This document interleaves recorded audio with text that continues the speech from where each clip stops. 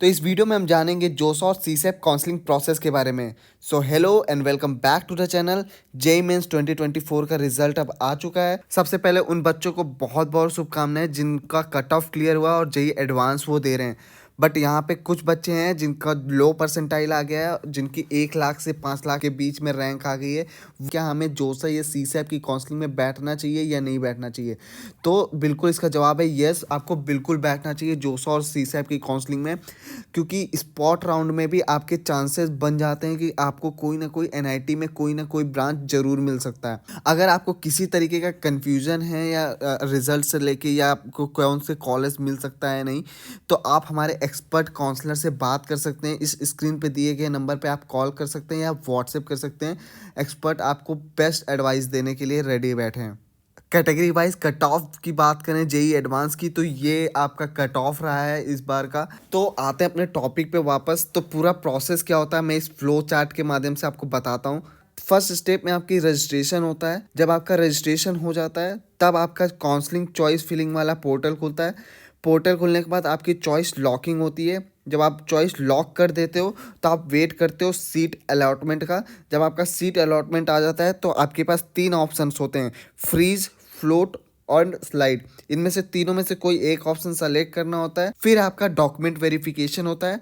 Document verification के बाद आपको इंस्टीट्यूट में अपना फिजिकल रिपोर्टिंग देनी होती है। रजिस्ट्रेशन की बात करें तो जोसा की साइट पे आपको इस तरीके का open registration and choice filling करके टैब या नोटिफिकेशन आ जाता है। इस पे जब आप क्लिक करते हैं तो रजिस्ट्रेशन वाले पेज पे आप चले जाते हो। वहाँ पे आपको रजिस्ट्रेशन की डिटेल्स फिल करनी होती हैं और आप लॉगिन हो जाते हैं जोसा के काउंसलिंग वाले पोर्टल पे, जो कि इस तरीके से होता है जिसमें कैंडिडेट की डिटेल होती है, अवेलेबल चॉइसेस दिखती हैं, चॉइस फिलिंग का पोर्टल होता है, फिर चॉइस लॉकिंग का ऑप्शन अवेलेबल होता है। उसके बाद जब सीट अलॉटमेंट रिजल्ट आता है, यह है आपका चॉइस फिलिंग का पोर्टल। यहाँ पे आपको दिखता है अवेलेबल चॉइसेस, जो कि इसमें से आप सेलेक्ट करके आप अपना एक ऑर्डर बनाते हो। मोस्टली बच्चे और पेरेंट्स यही गलती कर देते हैं, क्योंकि उनको पता नहीं होता कि जब एक काउंसलिंग में ऐसे पार्टिसिपेट करने जाते हैं या उनके पास ऐसे चॉइस फिलिंग का ऑप्शन दिखता है, क्योंकि यहाँ पे 4,000 से ज़्यादा ऑप्शंस अवेलेबल होता है काउंसलिंग के टाइम पे। तो 80 से 85% बच्चे और पेरेंट्स ये गलती कर देते हैं चॉइस फिलिंग में या होम स्टेट सेलेक्ट करने में या कैटेगरी सीट मैट्रिक्स या पोर्टल एल्गोरिदम किस तरीके से काम करता है, ये नॉलेज नहीं होता। जिसका रिजल्ट ये होता है कि कोई कॉलेज उनको बच्चों को अलॉट नहीं होता है। 1 से 6 राउंड हो जाने के बाद भी बच्चों को कोई कॉलेज अलॉट नहीं होता है। तो इसी को ध्यान में रखते हुए हम आपके लिए लेकर आए एक्सपर्ट काउंसलिंग प्रोग्राम 2024।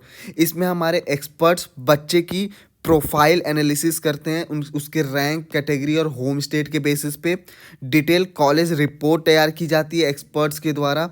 और एक्सपर्ट्स ये भी बताते हैं कि आपको किस काउंसलिंग में पार्टिसिपेट करना चाहिए ताकि आपको बेस्ट से बेस्ट कॉलेज मिल सके आपके रैंक के हिसाब से। और एक्सपर्ट आपकी ऑर्डरिंग और चॉइस फिलिंग लाइव बैठ के आपके साथ लाइव बैठ के चॉइस फिलिंग खुद करते हैं। कोई भी चीज़ों की गलती होने की गुंजाइश बिल्कुल भी नहीं रहती। अगर आप एक्सपर्ट काउंसलिंग प्रोग्राम ज्वाइन करना चाहते हो तो इस नंबर पे आप कॉल करके एक्सपर्ट से बात कर सकते हो। वो आपको एक्सपर्ट काउंसलिंग प्रोग्राम के बारे में दे देंगे, या आप व्हाट्सएप कर सकते हो इस नंबर पे।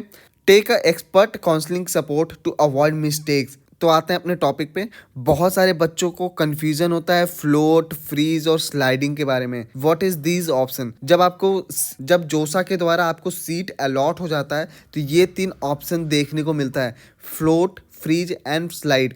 फ्लोट का मतलब होता है जब जोसा के द्वारा सीट अलॉट की गई है उससे आप खुश नहीं है और आप हायर इंस्टीट्यूशन को प्रेफरेंस या कोर्स को देना चाहते हैं, तो आपको फ्लोट ऑप्शन सेलेक्ट करना होता है। फ्रीज ऑप्शन की बात करें तो जोसा द्वारा जो आपको सीट अलॉट की गई है उसको आप लॉक करवाना चाहते हैं, तब आप फ्रीज ऑप्शन सेलेक्ट करते हैं।